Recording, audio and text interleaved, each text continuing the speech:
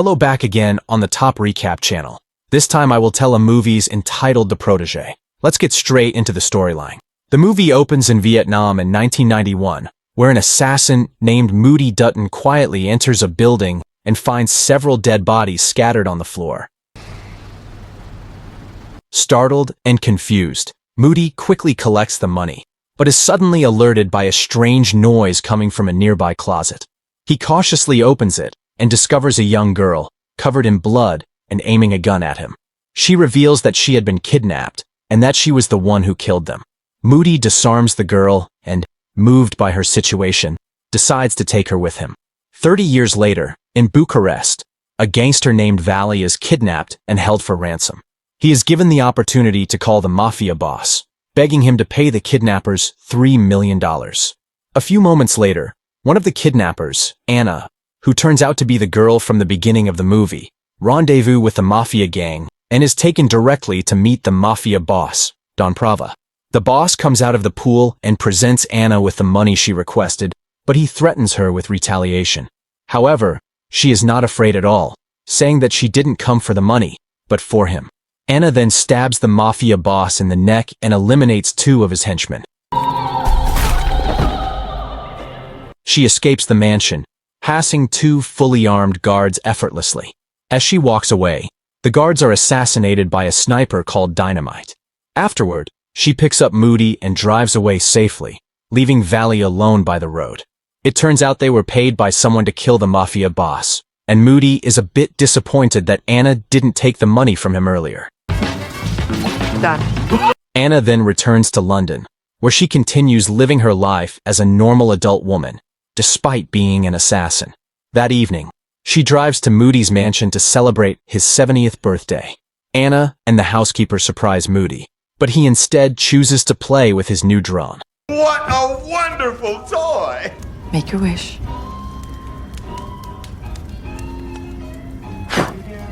She gives him a very limited edition guitar, and they bond over the evening. You're gonna cry now, aren't you? Oh, only because I can't play it the way it needs to be played. Still that night, Moody brings Anna to his secret hideout, where he reveals that he spontaneously bought a bookstore for her, knowing it had always been her passion. As they discuss business, Moody gives Anna a mission to find Lucas Hayes, a target he's been looking for since 1998. The next morning, Anna goes to a dry cleaner's shop, whose owner, Benny, is actually a hacker and IT expert.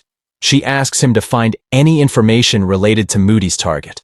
It's revealed that Anna currently works in the bookstore Moody bought for her. One day, she is visited by a man looking for a rare book. His name is Michael Rembrandt. Unfortunately, Michael can't find the book he's looking for, and instead flirts with Anna. Before leaving, he gives her his business card, hoping she'll contact him someday. As he walks away, he quotes a line from a book, but Anna is not impressed. Anna later meets Benny in the park, where he reveals that Lucas Hayes was in Vietnam around the time young Anna was kidnapped. That night, Anna visits Moody's mansion and finds the housekeeper has been murdered. She cautiously explores the house and finds the broken guitar. Finally, she discovers a body in the bathtub, presumed to be Moody, shot and killed.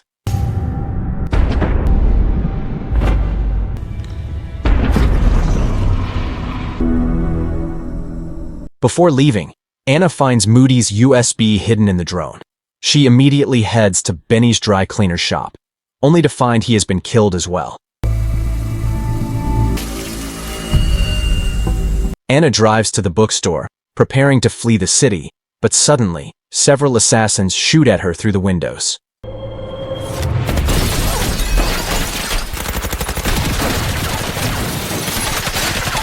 She manages to avoid the gunfire and eventually eliminates the attackers. She escapes before the police arrive. The next day, Anna goes to an internet cafe to dig deeper into Benny's discovery about Lucas Hayes. She learns that Lucas's father, Edward Hayes, was killed by a car bomb in Vietnam. Coincidentally, at the time Moody was there in 1991. Lucas had been a CEO of a company based in Vietnam, and his partner, Vol, took over the company after Lucas's death. To get more information, Anna must face her past trauma and travels back to Vietnam. In the morning, she meets up with a motorcycle gang leader and Moody's old friend, Billy Boy, asking for help in arranging a meeting with Vol. How's Moody? He's dead. Vol involved? I don't know. But he knows who is. Before that, Anna sends a box of cigars to the CEO. However, since it's impossible to break into his office, Anna and the motorcycle gang confront Vol in his car, where she gives him her business card and threatens him. A few moments later, Anna gets a call from the CEO, who agrees to meet. My office, 1 hour. She heads to his office and meets Vol, who is accompanied by his attorney, Duquette.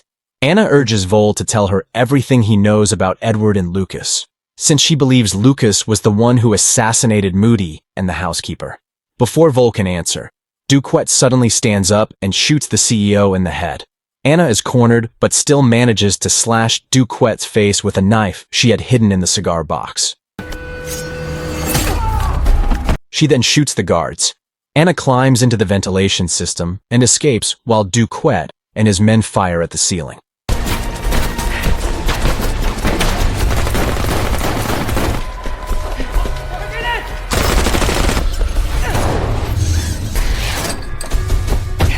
However, Anna is hit by a car and captured by Duquette. She is taken to their hideout, where Duquette attempts to interrogate her gently, but Anna remains silent.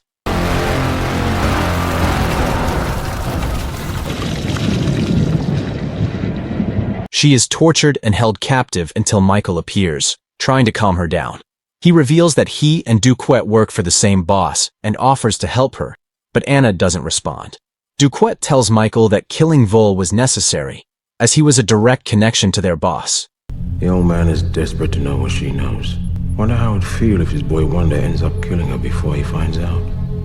As soon as Michael leaves, Duquette's henchman enters the room, attempting to finish Anna off by suffocating her. Fortunately, she gains the upper hand and manages to knock everyone out before making her escape undetected.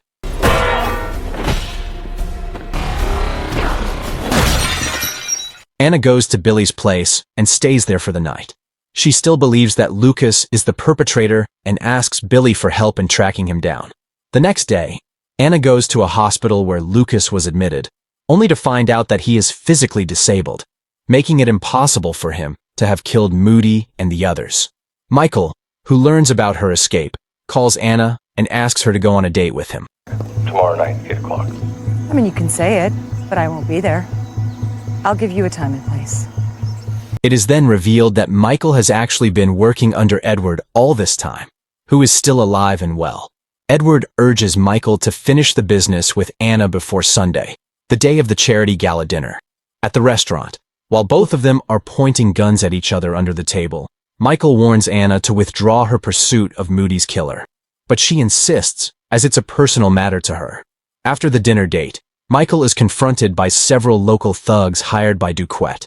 However, it turns out Michael is highly skilled and manages to eliminate all of them.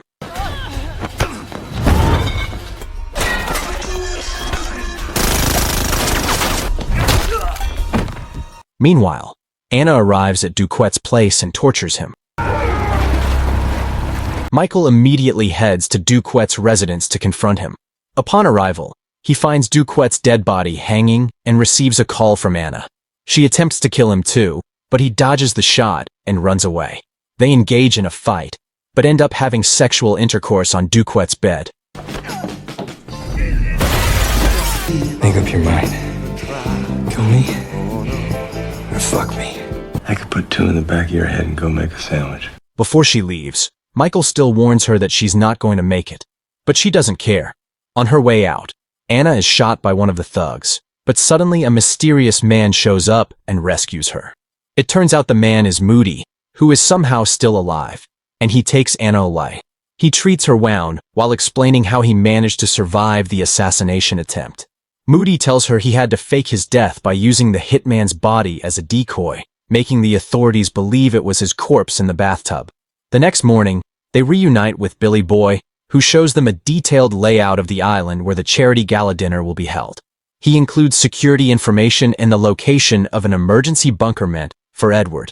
Meanwhile, a terrified Edward orders his henchmen to increase security and deploy additional personnel across the island. All staff members are also issued bracelets for identification and precaution.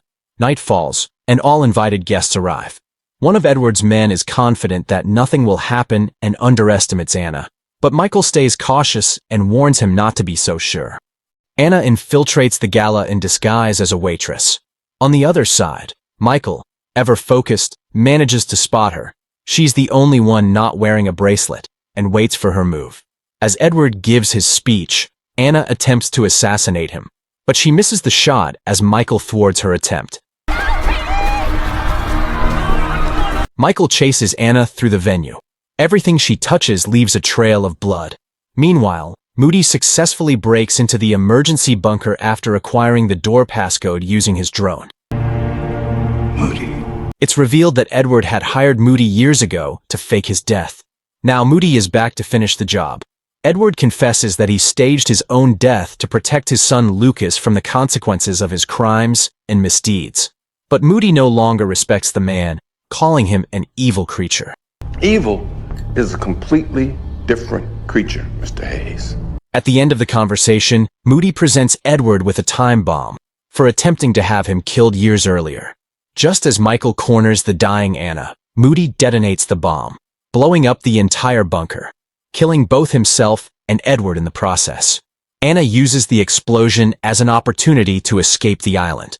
A flashback shows the night when Anna witnessed insurgents kill her parents.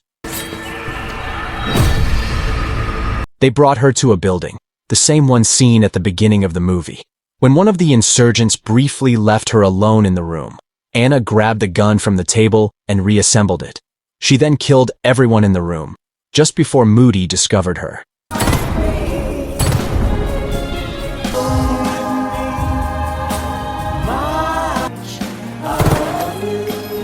Back in the present day, Michael finds Anna waiting for him in that same building, where she had once been kidnapped. He offers her an alternative solution so they can both survive. But she refuses. They draw their guns on each other. The scene cuts to outside the building, where 2 gunshots are heard. A few moments later, Anna walks out, alone.